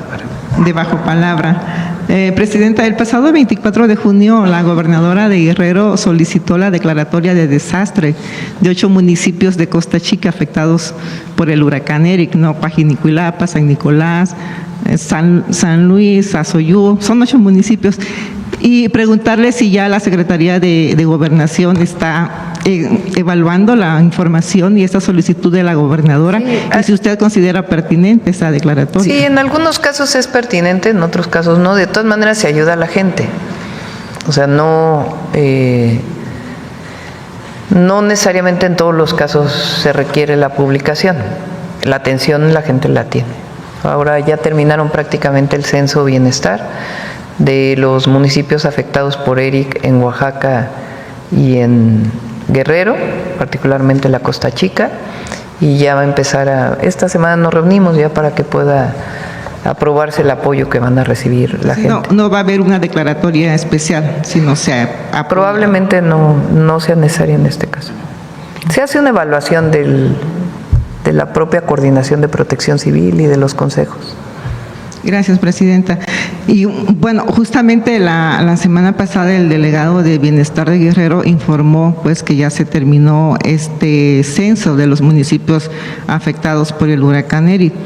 Y dio a conocer que el municipio de San Luis Zacatlán no va a ser censado y pidió a los pobladores madurez ante esta decisión tomada por la Secretaría de Bienestar. No, la decisión la toma la Coordinación Nacional de... Hay un protocolo. O sea, no es una decisión de la Secretaría de Bienestar a qué municipios va a censar. Se hace una valoración entre la Comisión Nacional del Agua y la Coordinación Nacional de Protección Civil. Es un protocolo establecido legalmente. Entonces ellos determinan cuáles fueron los municipios afectados y afectados según qué, ¿no? Porque hay afectación, por ejemplo, a obras civiles, una carretera que se cerró y que tiene que atenderse. En otros casos hay otros municipios que tienen problemas con las viviendas de la gente. En otros tienen que ver con afectaciones a las parcelas de producción. En este caso, por ejemplo, hay mucha afectación a las parcelas de producción de papaya en Oaxaca principalmente. Entonces, la Coordinación Nacional de Protección Civil determina los municipios. Y ya que se determinan los municipios y su afectación, entra Bienestar. Bienestar no puede ir a censar un municipio si la Coordinación Nacional de Protección Civil no aprueba que fue afectado por el Pues es lo que dijo el delegado de Bienestar. Bueno, a lo mejor no lo parafraseó bien, pero ese es el protocolo. ¿Y cuáles son los municipios de Costa Chica afectados por el huracán Eli que sí fueron censados? Y también preguntarle, Presidenta, si debido a todas las inconformidades del censo y del pago de los municipios afectados por el huracán John, ¿no están considerando cambiar la forma de pago? Que no fueran... Se hicieron censos y censos y censos y censos. Lo que pasa es que hay grupos que se organizan. Porque recuerden que nosotros no entregamos dinero a grupos, ni organizaciones sociales, ni organizaciones civiles, ni a ejidos, ni a comunidades. Se entrega directo al afectado. Porque antes había mucha corrupción derivada de eso. Y el líder de esas organizaciones pues se quedaba con la mitad del dinero. Eso ya no. Ya incluso son censos domiciliarios. Entonces, cuando, ya sé que tú dices que todavía hay afectados del John, pero ya se hicieron censos y censos y censos, y si hay alguien todavía, pues que hable a la línea del bienestar, pero ya no atendemos organizaciones, Digo, se les atiende en reuniones, pero no se les da el dinero a las organizaciones, que es lo que quiere mucha gente todavía en esa zona. Entonces, eso sí no lo vamos a hacer. Más bien, Presidenta, mi pregunta iba en el sentido de que si no están considerando en cambiar la forma de pago, que no sea en efectivo, sino que sea como en tarjeta, igual para que sea más seguro, ¿no? Y más directo, porque esto es lo que generó como muchas inconformidades, que los servidores de la nación pues llevaban los sobres en efectivo, y como en este caso en Copala, que 73, que si eso fuera cierto, yo no podría ni pasar por esas zonas. Y la verdad paso tranquilamente, y quien nos dice, oye, no me atendieron, pues se revisa. A ver, Ariadna. Gracias. Primero, los municipios que se censaron del estado de Guerrero de Costa Chica: San Nicolás, que fue el más afectado porque está sobre la costa, Coajinicuilapa, Ometepec, Iguala, Azoyú y Juchitán. Igualapa. Igualapa, sí, Igualapa. La declaratoria de desastre abarca donde hubo afectaciones por el fenómeno, que no necesariamente son las mismas afectaciones en todos los municipios. Como bien lo apunta la Presidenta, unos son caminos, otros son cultivos, ganado inclusive, y donde nosotros aplicamos es donde Protección Civil nos informa y determina que hay una afectación, y nosotros hacemos un análisis de localidades para organizar el trabajo en campo. Los servidores de la nación nunca llevan efectivo. Ellos no son los responsables del pago. Los responsables son el Banco del Bienestar. Así lo hicimos en Acapulco, y la verdad con mucho orgullo, no se nos perdió ni un billete. Y pagamos 15,000 millones de pesos en efectivo. Eso no tiene que ver la forma del pago con, pues, como se ha comentado, que nuestro método, desde el día 1 del gobierno del presidente López Obrador y con nuestra presidenta, toda la relación que había anteriormente para recibir los programas sociales en ese tiempo a través de las organizaciones concluyó. Y nosotros hacemos esta visita casa por casa, y bueno, la gente lo puede constatar. El modelo que se ha adoptado, distinto al del pasado, pues la gente lo reconoce, la población, porque nos dicen, antes no nos llegaba nada. Nos daban una despensa pequeña en el momento de la emergencia y después se iban. Y pruebas hay muchas. La presidenta visitó una comunidad, una colonia en Acapulco, que son reubicados del huracán Paulina, que fueron colocados sobre el cauce del río. Y en Otis se inundaron, se destruyeron sus viviendas, y en Yon nuevamente el agua arrasó las viviendas y ya se está realizando todas las tareas por parte de SEDATU para reubicarlos. Pero esto es muy importante y creo que la gente lo ha reconocido, pero a través de intermediarios no, a través de organizaciones, ni partidos, ni nada. Inclusive nos coordinamos con las autoridades estatales y locales, pero nosotros hacemos el censo con compañeros inclusive que no son de la región.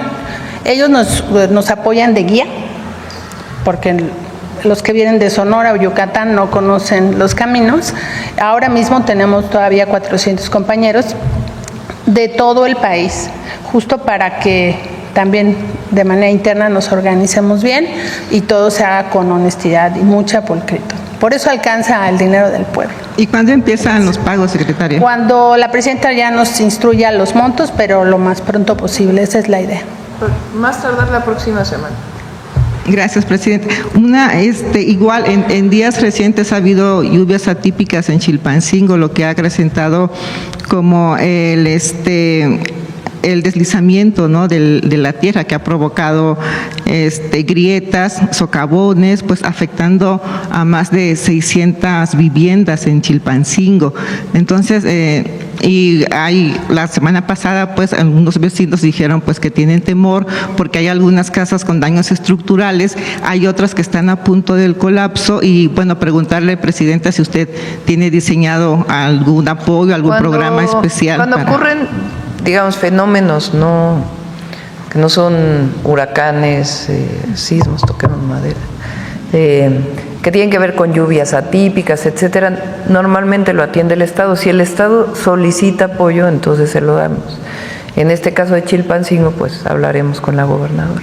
¿No le ha solicitado el apoyo ni el presidente de Chilpancingo tampoco? No, tampoco. Y ya por último, presidenta, unos días antes del huracán Eric, los presidentes municipales de Coajinicuilapa, San Nicolás, se reunieron con autoridades de Oaxaca justamente para hacer la primera asamblea masiva para la elaboración del Plan de Desarrollo y Justicia del Pueblo Afromexicano, y acordaron que en agosto iban a tener esta primera asamblea masiva en lo de Soto, Oaxaca, y están pidiendo como el acompañamiento, pues en este caso. Lo tienen del INPI. El INPI, aunque sea para pueblos indígenas, también ve afromexicanos. Y justamente esa zona pues es la de mayor población afromexicana. Está el límite de Oaxaca y Guerrero. ¿Ustedes asistirían a esta asamblea, digamos, para a las primeras asambleas no asistimos. Llega el INPI, va a veces Bienestar y el apoyo del gobierno, y ya cuando empieza a conformarse, digamos, el plan de justicia, cuáles son los elementos centrales, se apoya. Ahora recuerden, no lo hemos presentado aquí, lo seguimos trabajando, ya prácticamente está listo. Así como hay un plan para el oriente del Estado de México, hay un plan Campeche que tiene que ver con la producción principalmente de arroz y de leche. Hay un plan también que se llama Plan Lázaro Cárdenas, que es la cuenca del Balsas, que justamente, entre otros, incluye esta zona. Y ahí estamos trabajando desde ahora en lo que tiene que ver con rehabilitación de carreteras, centros de salud, escuelas. Vamos a presentar un modelo de escuela especial para toda esta zona. Entonces estamos trabajando en ello, y el plan de justicia pues tendrá incorporada una parte de esto. O sea, el plan de justicia que usted está haciendo para el pueblo afromexicano, para la región específica de Guerrero y de Oaxaca, ¿usted está tomando en cuenta como estas asambleas que ya sí, tienen que estar tomadas en cuenta. Okay, además, de ahí parten. Los planes de justicia no se elaboran desde el gobierno, sería un absurdo. Tienen que elaborarse desde abajo. con la participación del gobierno. Esa es pues la virtud. Gracias, presidente. Sí.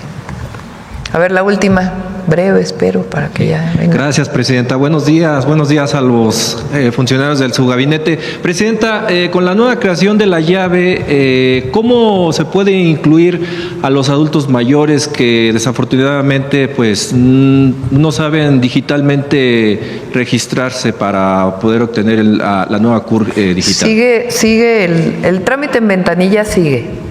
Entonces ese no se suspende.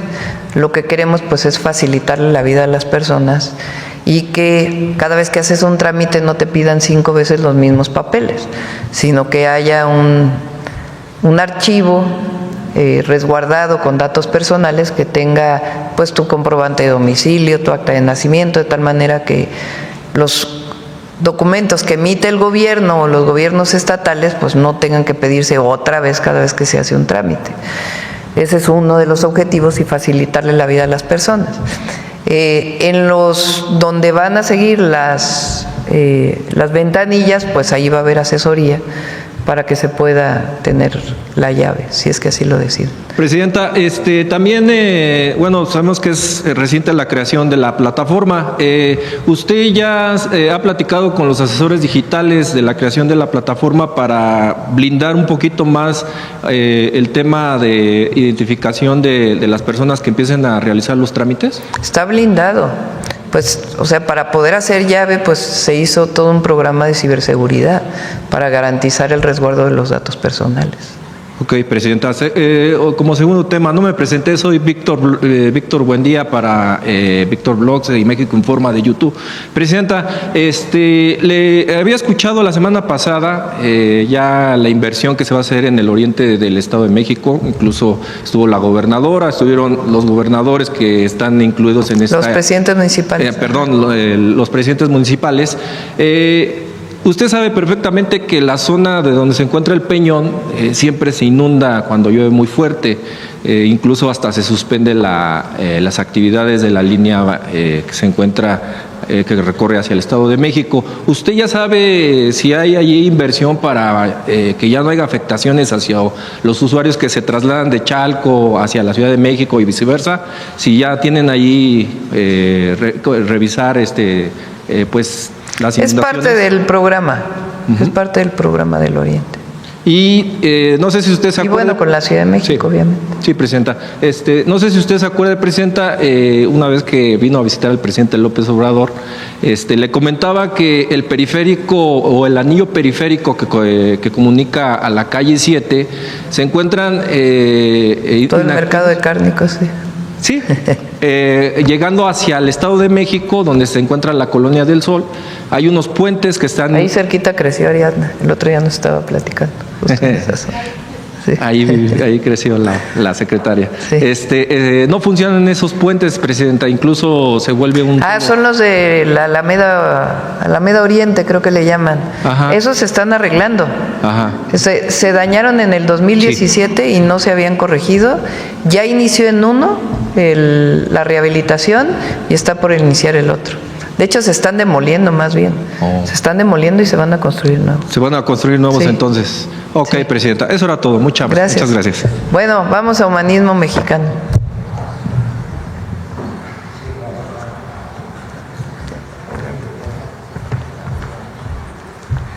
Con su permiso, Presidenta, buenos días a todos y todas.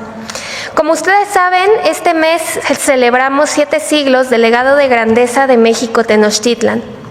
Pero ¿sabían ustedes que la complejidad y el refinamiento cultural de los mexicas tiene un origen mucho más antiguo?